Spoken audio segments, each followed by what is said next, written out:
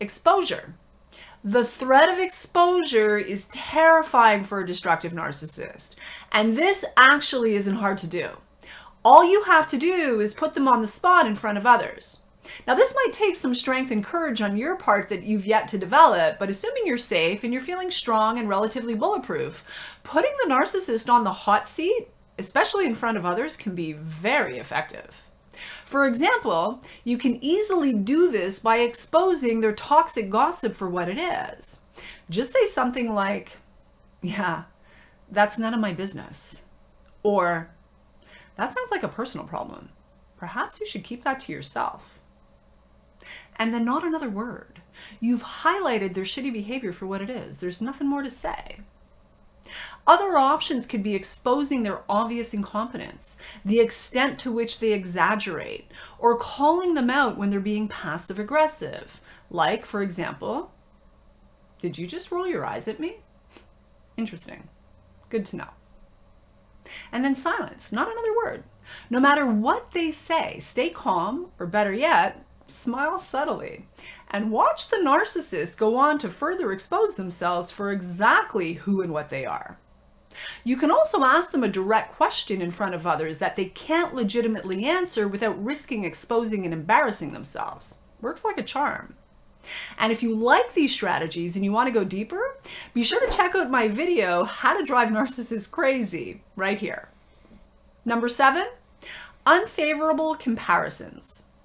No one suffers from comparisonitis more than a person with a destructive narcissist personality pattern.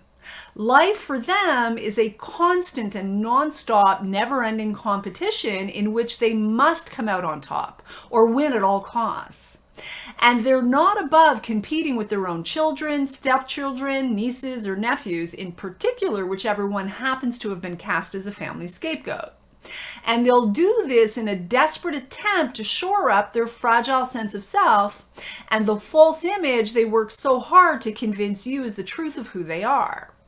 To a narcissist, their value and self-worth is directly tied to external factors, such as physical appearance, social status, authority, possessions, who they know, and what they, their partner, and/or their offspring do for a living. This type of so-called self-worth is fragile at best because it's dependent on, again, external factors and a competitive perspective. In other words, narcissists can only feel good about themselves when they compare themselves to others and feel superior as a result.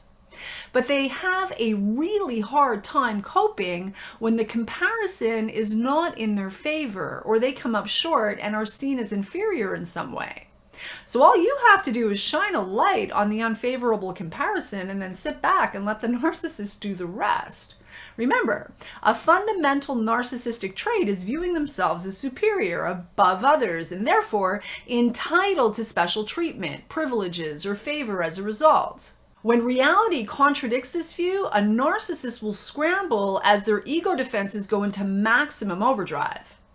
They'll try to minimize or ignore the situation, attack their perceived rival, or find a way to boost their status in a desperate attempt to win the game of one-upmanship.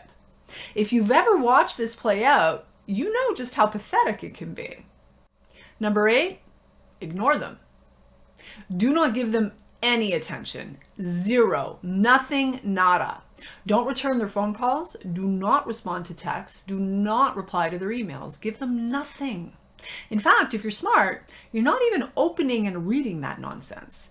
This is how you starve a narcissist to death, both emotionally and energetically, and drive them out of their mind in the process. And if you can't ignore them entirely for any reason, then ignoring them is often no more complicated than not taking anything they do or say seriously. In other words, you fully have a whatever attitude, and you don't so much as bat an eyelash in response to the drama, the chaos, the bullying, the toxicity, or the idle threats. In doing so, you're fundamentally highlighting the fact, and I do mean fact, that you're dealing with an entitled emotional toddler in an adult's body who is suffering from egotistical delusions of grandeur. They know it, and you know it.